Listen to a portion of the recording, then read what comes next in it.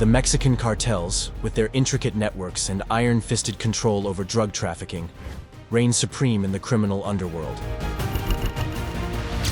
However, throughout history, there have been moments when daring gangs have mistakenly crossed paths with these formidable forces, only to face unimaginable consequences. Join us as we delve into 5 chilling tales of gangs that thought they could outwit the merciless cartels, but instead found themselves entwined in a web of violence, bloodshed, and brutal revenge. Tijuana's Dark Alliance and the Sinaloa Cartels' Ruthless Revenge. In the city of Tijuana, where police officers are supposed to uphold the law and protect their community, a shocking and sinister plot unfolded when it emerged that they were the ones who flouted the law. It all began on November 18, 2023, when a group of local and state police officers devised a plan to steal a massive shipment of drugs.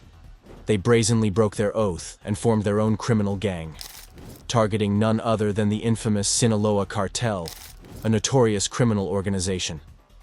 Despite the cartel's leader, El Chapo, being locked away in the ultra-secure ADX Florence prison in the United States, the organization remained a dangerous force under the leadership of El Chapo's 3 sons, known as Los Chapitos, and his longtime partner, El Mayo Zambada.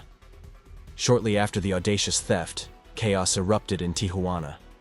Armed individuals unleashed a hail of gunfire, firing around 30 shots at the federal prosecutor's office, leaving visible marks on the building. The message was clear. The cartel knew exactly who had orchestrated the heist, and they sought swift retribution. Just hours later, tragedy struck. One of the municipal police officers believed to be involved in the crime was ruthlessly gunned down on a street in Tijuana. It was a chilling reminder of the cartel's reach and determination. As tension escalated, the state prosecutor's office became a target for the cartel's wrath. On November 24th of that year, gunmen launched a relentless attack, showering the building with bullets. Fortunately, no one was injured during this brazen assault, but the violence didn't stop there. 3 days later, a state detective who was under investigation for his suspected involvement in the heist was ambushed while filling his car at a gas station. He saw the attackers approaching and managed to start his vehicle, desperately trying to escape. However, in a tragic turn of events, he collided with a column and slumped lifeless at the wheel. The assailants fled the scene on a motorcycle, leaving a trail of fear and uncertainty in their wake. Soon after, shocking news emerged from the state prosecutor's office. An employee confirmed that 2 more police officers, who were also under investigation for their alleged roles in the criminal scheme, had been brutally murdered in broad daylight on the city streets.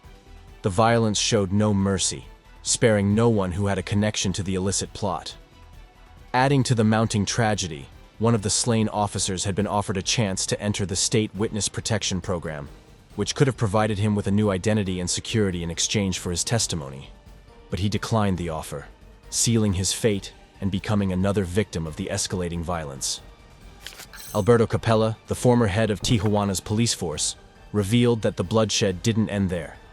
3 additional police officers had been killed in the aftermath of the heist, further confirming that the cartel had unleashed a wave of retaliation against those involved. It was a chilling reminder of the power and influence held by the Sinaloa cartel and the lengths they would go to protect their illicit empire. More so, the cartel has a history of waging war against the Mexican authorities, even after El Chapo's extradition. One of the most notorious incidents came on October 17, 2019, when members of the Mexican National Guard arrested Ovidio Guzman Lopez, the son of El Chapo, in Culiacan, Sinaloa. This action sparked several gun battles throughout the city. The cartel, which boasted of more than 700 heavily armed members, threatened to launch mass civilian attacks, including an assault on an apartment complex that housed relatives of local military personnel. The situation quickly became dire, and within hours, Ovidio was released. Even President Andrés Manuel López Obrador supported this decision, saying he wanted to prevent further bloodshed. However, the freedom of Ovidio Guzman was short-lived. In 2023, he was recaptured and extradited to the United States, where he will likely spend the rest of his life in prison alongside his father. Despite this significant blow to the cartel, it continues to operate ruthlessly.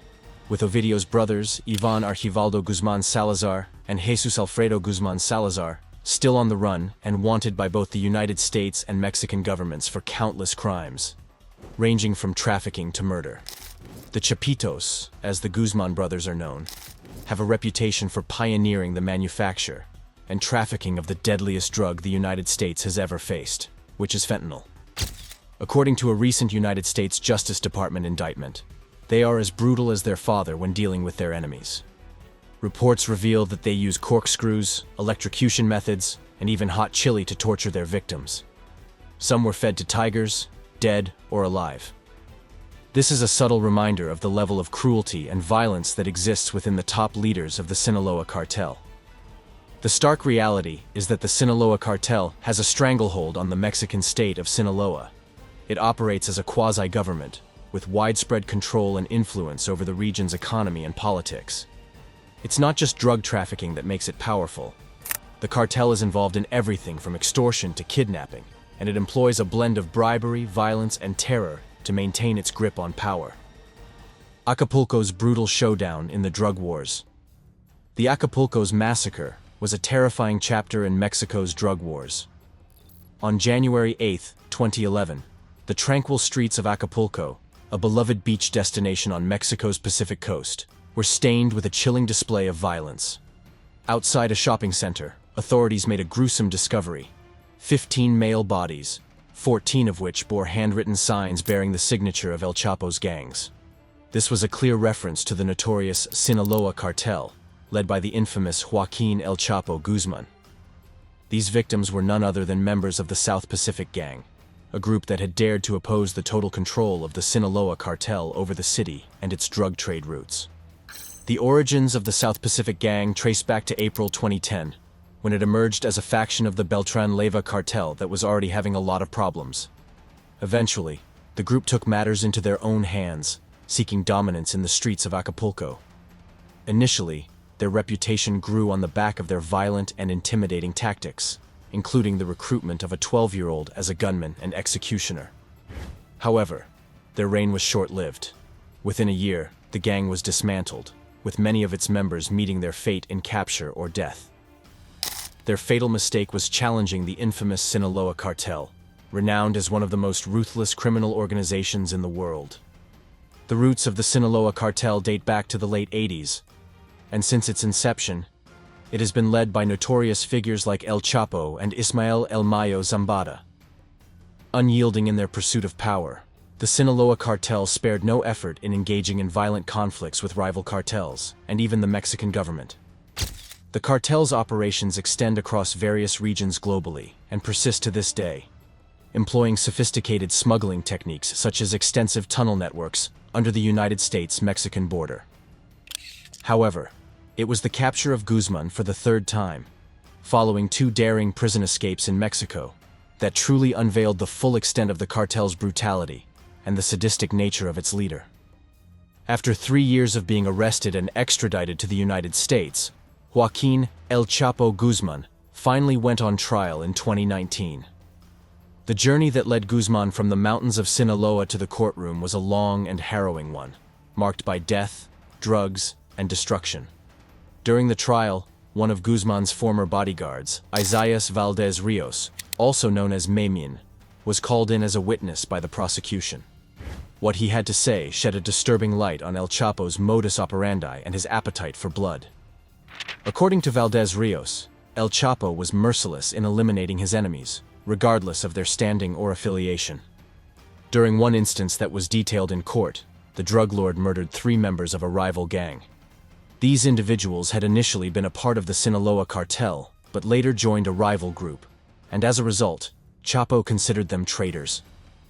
As punishment, he subjected them to immense suffering before ultimately taking their lives. Valdez Rios recounted how Chapo brutally beat the men for hours, breaking their bones in the process. The ex-bodyguard described them as being like ragdolls, with their limbs contorted and twisted. El Chapo did not relent. He continued to hit them with a branch and his weapon, causing further damage to their already battered bodies. The 3 men were then driven to an area where a large bonfire was already burning. El Chapo cursed each of them before shooting them in the head with his rifle. The victims' bodies were then thrown into the bonfire, with El Chapo ensuring that no bones remained intact. This horrible event was just one of many acts of violence committed by the Sinaloa cartel, and El Chapo, in particular, over the years. Amidst the shocking testimony given during his trial, Guzman was found guilty of all 10 counts of drug trafficking brought against him by the United States prosecutors. Having been sentenced to life imprisonment, there is little doubt that his legacy will live on as a brutal reminder of the true nature of the drug trade. Tezcaltitlan's perilous battle against cartel rule. On December 8, 2023, the quiet town of Tezcaltitlan, nestled southwest of Mexico City, found itself teetering on the edge of an uprising.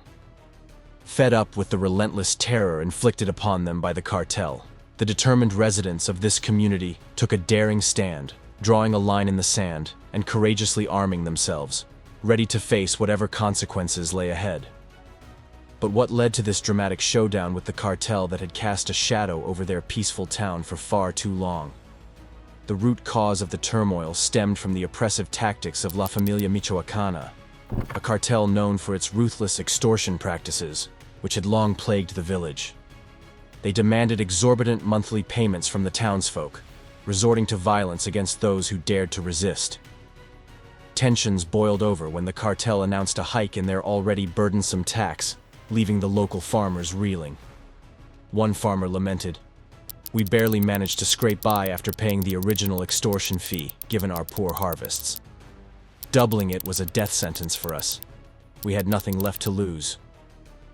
Determined not to succumb to the cartel's demands, the residents rallied together, seizing whatever meager weapons they could, and bravely marched to meet the cartel at the local soccer field for the anticipated fee exchange. The cartel, armed to the teeth and sporting fake military attire, stood menacingly. Undeterred, the resolute farmers, armed with shotguns, machetes, and makeshift weapons, stood their ground, facing off against the criminals. As tensions reached a breaking point, a single gunshot shattered the uneasy peace, igniting chaos. The fierce farmers, fueled by an unwavering resolve to reclaim what was rightfully theirs, clashed with the cartel, resulting in a violent, bloody encounter. Tragically, the confrontation claimed the lives of 14 men, 4 farmers and 10 cartel members, including El Cante Payaso, or Commander Clown, the notorious leader behind the extortion fee surge. In the aftermath, the remaining cartel members fled, and the farmers somberly set the charred remnants ablaze, a defiant testament to their resistance. Amidst the chaos, one frustrated villager decried the lack of assistance from the authorities. They had forewarned the Mexican army of the impending clash, seeking their support, but their pleas fell upon deaf ears, met with neglect. The dramatic news quickly spread into politics, making the upcoming June presidential election seem sad. President Andrés Manuel López Obrador pointed to drug consumption and the negligence of past administrations as the instigators of this violence. He stressed the need for empathy and support to guide the youth away from the lure of crime. The ensuing public discourse witnessed presidential candidate Xochitl Gálvez critique Obrador's approach, questioning the effectiveness of his hugs not bullets security strategy, asserting that it had left rural Mexicans feeling forsaken.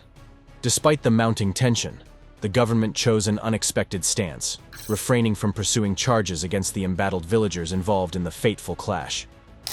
The farmers of Tezcaltitlan had fought valiantly, believing their actions to be justified self-defense in protecting their land and livelihood. They were relieved when news arrived that their actions were deemed legitimate. However, their relief quickly morphed into shock and horror when La Familia Michoacana, seeking revenge, struck back with a vengeance on December 27th. Under the cover of darkness, the cartel brazenly stormed into the peaceful village, snatching away 14 innocent villagers. Among the abducted were 3 policemen, who fell into the cartel's clutches at a treacherous roadblock, and a wounded villager, ripped from the safety of a hospital shortly after the fateful clash.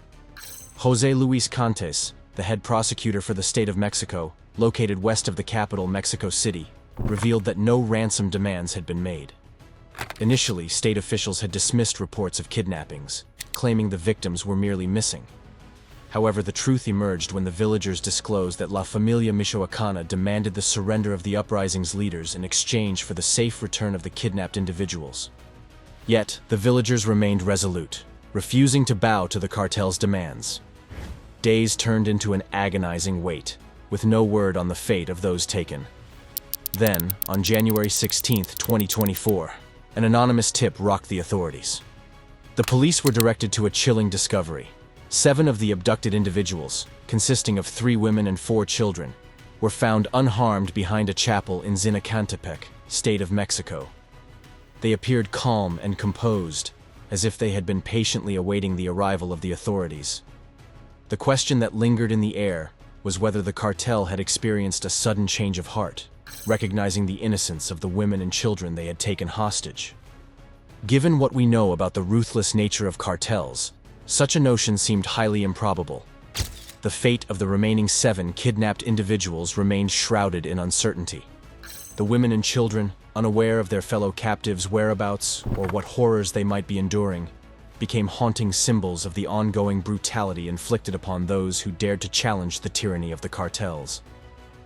The Red Wedding Encounter.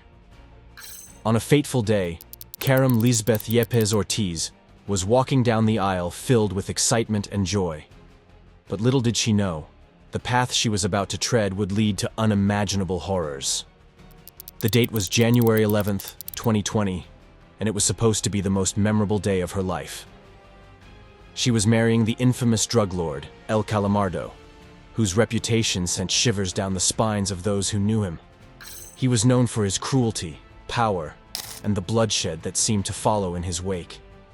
As Kem exchanged heartfelt vows with El Calamardo, the atmosphere in the church suddenly turned ominous. The doors swung open violently, and a group of armed men stormed in. Panic gripped everyone within the sacred walls. Shots rang out, filling the air with a symphony of terror. Kem was struck by a bullet and collapsed to the floor, her life hanging by a thread. Meanwhile, her groom was forcefully dragged away by his captors, leaving behind a scene of chaos and devastation. But there was more to Kem's story than initially met the eye. She wasn't just marrying a notorious drug lord. She was also the sister of a prominent gang leader from a family deeply entrenched in the treacherous world of drug trafficking. Her family had long been at odds with the Jalisco New Generation Cartel, a rising powerhouse in the Mexican drug trade. Despite being one of the youngest cartels in the country, their ruthlessness and influence cast a long, dark shadow. The Mexican government ranked them as one of the most perilous criminal organizations, right after the notorious Sinaloa cartel. The United States Department of Justice even labeled them as one of the top 5 most dangerous transnational criminal organizations globally. To understand the magnitude of the Jalisco New Generation Cartel's power and the bloodshed they caused, let's go back to 2009, when they emerged as a mere branch of the Milenio Cartel. In just a few short years, they metamorphosed into the most fearsome, rapid-growing, and wealthiest drug cartel in Mexico. At the helm of this criminal empire stands a man known as Nemesio Oseguera Cervantes, but he is better known by his chilling moniker, El Mencho. Before taking on this persona, El Mencho had a humble background as a police officer in Jalisco. However, his path would soon be paved with drugs, unimaginable wealth, and unspeakable brutality. Though he had a brush with the law in the United States, serving time in prison for drug-related crimes, he was deported back to Mexico, only to rise through the ranks and become one of the most wanted criminals on the United States government's radar within a few short years. Back in October 2018, the news rattled the cartel world as the Drug Enforcement Administration put a jaw-dropping price tag of $10 million for information leading to the arrest of El Mencho. But why the massive bounty for just one man? Well, El Mencho isn't your average kingpin. He's the maestro orchestrating a symphony of violence and chaos. His brutality isn't merely a means to an end. It's a twisted pleasure, a sick form of entertainment that sends shockwaves through his cartel and beyond. El Mencho's influence seeps into the very core of his organization, shaping their methods and mindset. For more than a decade, the Jalisco New Generation Cartel, under his command, has cast a shadow of fear across Mexico. Riding in convoys, their armed enforcers, known as the Elite Group, pledge unwavering loyalty to their ruthless leader. Their reign of terror is marked by a trail of blood, with atrocities that chill the soul.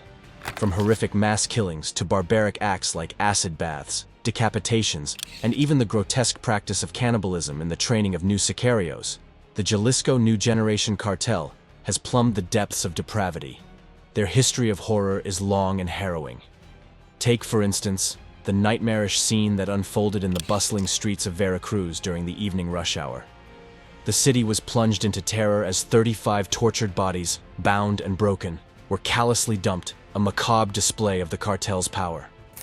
Another grim tale of carnage involves the barbaric execution of a man and his son, their bodies rigged with dynamite that turned them into human bombs, all captured on their captors' phones for sick amusement, laughter mingling with the sounds of detonation. But perhaps the most heinous act that scraped the bottom of the abyss was the tragic case of mistaken identity. In a misguided strike, the Jalisco New Generation Cartel targeted and murdered a young girl, believing her to be the daughter of a rival. However, she was innocent with her life extinguished in a cruel twist of fate.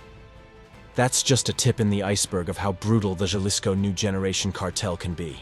Their reputation as one of Mexico's most feared cartels has been etched in blood and terror. It's a grave mistake to underestimate their power.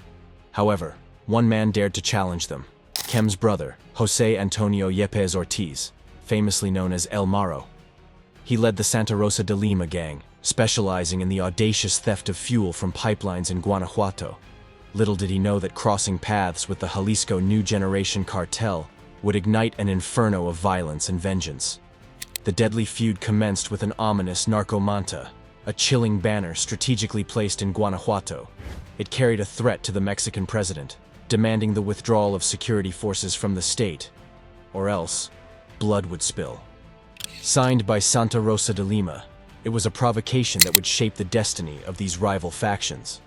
However, El Maro vehemently denied any involvement in the banner, pointing fingers at his arch-nemesis, El Mencho, claiming it was a setup. But El Mencho couldn't tolerate the audacity. His pride wounded, he set his sights on toppling El Maro's cartel and seizing their lucrative territories. The Jalisco New Generation Cartel devised a sinister plan to strike a blow by executing a massacre during El Maro's sister's wedding.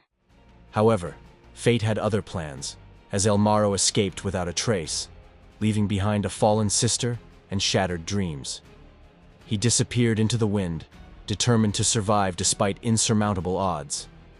The world thought the end had come for the Santa Rosa de Lima gang when, in a joint operation, El Maro was apprehended by the Guanajuato state government and Mexico's Secretariat of Public Security on August 2, 2020. The tide seemed to turn in favor of the Jalisco New Generation Cartel, but the unforeseen often defines the course of history. In January 2024, a shocking revelation sent shockwaves through Mexico. A photo of a woman, suspected to be the new leader of Santa Rosa de Lima, went viral. This enigmatic figure was allegedly responsible for a wave of massacres and attacks in Guanajuato, including an armed assault on police officers, a violent clash that claimed the lives of firefighters, and a gruesome massacre at a holiday party in Salvatierra, leaving 11 dead and 12 injured.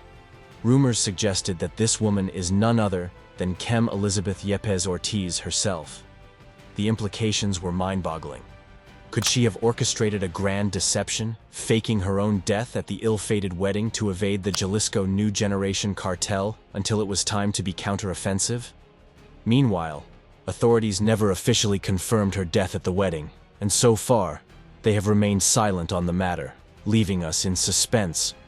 Regardless of her true identity, this woman stands at the forefront of a treacherous battle against the merciless forces of the Jalisco New Generation Cartel. The odds are stacked against her, for the Jalisco New Generation Cartel never forgives nor forgets. War for dominance between El Cholo's cartel and his rival. On March 18, 2021, authorities in Mexico were met with a horrifying discovery: a body tightly wrapped in black garbage bags, discarded in a park in Guadalajara. At first glance, the police mistook it for a mannequin due to the meticulous wrapping, but a closer inspection revealed that it was the body of Carlos Enrique Sanchez Martinez, a notorious gangster in Mexico. This shocking revelation paved the path for a captivating story that unraveled before their eyes. But who exactly was this man? Carlos Enrique Sanchez Martinez, known by his notorious moniker El Cholo, had a dark and treacherous past. He had once been a loyal member of the Jalisco New Generation Cartel, the infamous Mexican drug cartel. Some even claimed he was the right-hand man to the cartel's powerful leader, El Mencho. However, El Cholo's lust for power and insatiable greed led him down a disastrous path. The tale took a sinister turn when El Cholo, consumed by his thirst for dominance, made a fateful and disastrous decision. Allegedly, he ordered the execution of Marcos Hernandez, also known as El Colombiano, the Jalisco New Generation Cartel's financial operator. El Colombiano had stumbled upon El Cholo's illicit activities and fearlessly reported them to El Mencho, turning a blind eye to the consequences. This betrayal ignited a fierce rivalry between El Cholo and his former comrades. Without wasting a moment, El Cholo broke away from the Jalisco New Generation Cartel and swiftly formed his own gang, Nueva Plaza.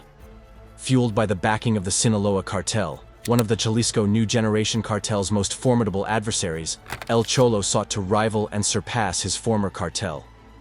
This bold move set the stage for intense battles and territorial disputes between the two criminal factions. The consequences were dire. As the Nueva Plaza clashed with the Jalisco New Generation Cartel, both sides engaged in brutal and relentless warfare. The streets of Mexico became a battleground, with innocent lives caught in the crossfire. The once comrades had transformed into ruthless adversaries, each driven by their insatiable hunger for power and control. On that fateful day, an unsettling video also emerged online. The video depicted a man seated in a chair, his defeated gaze revealing the weight of his choices. Dressed in a conspicuous red Lacoste shirt, it soon became apparent that this man was El Cholo. Surrounding him were a group of masked men, armed and ready for what lay ahead. As the footage played, El Cholo began to speak with an air of resignation. In a stunning revelation, he claimed responsibility for a multitude of crimes across Mexico, including a brazen attack on the United States consulate. But that was not all. El Cholo also dropped bombshell revelations implicating high-ranking police officers in collusion with his efforts to bring down the Jalisco New Generation Cartel. One name stood out among the rest: Omar Garcia Haro. Omar Garcia Haro, a controversial cop known for his unwavering determination and relentless pursuit of cartels, had narrowly escaped a hail of bullets in a targeted attack in June 2020. Two of his dear friends had tragically lost their lives. Blaming the Jalisco New Generation Cartel for the assassination attempt, Harfuch had vowed to stand strong against what he called cowardly organized crime. In response, Mexico City's Attorney General had detained numerous Jalisco New Generation Cartel members. However, the cartel's leader, El Mencho, remained untouchable, and Harfuch was left seething with an insatiable thirst for revenge. In the aftermath of the viral video, Omar Garcia Harfuch wasted no time in dismissing El Cholo's claims. Harfuch took to social media, posting a defiant tweet that refused to lend any credence to the words of a criminal held captive by his fellow criminals. It was as if Harfuch had an unwavering certainty that the masked men accompanying El Cholo were indeed members of the Jalisco New Generation Cartel. However, as the video reached its conclusion, El Cholo addressed his supporters, urging them to abandon their allegiance and shift their focus towards their families. He sounded desperate, and there were tears in his eyes. He gave them a sad warning about his fate, saying, "Look how he ended." And just like he predicted something bad, it happened. The consequences of El Cholo's actions were quick and cruel. Soon, the authorities found a body badly hurt and covered in plastic on a bench in a lonely park. There were many gunshot wounds on his head, showing he suffered a lot before he was killed with a final bullet. A bloody sign on his chest said, "The traitor El Cholo." This scary scene makes it clear: betraying the cartel has a terrible price. El Cholo's sad ending shows how far the Jalisco New Generation Cartel will go for revenge. Thank you for watching, and see you in the next video.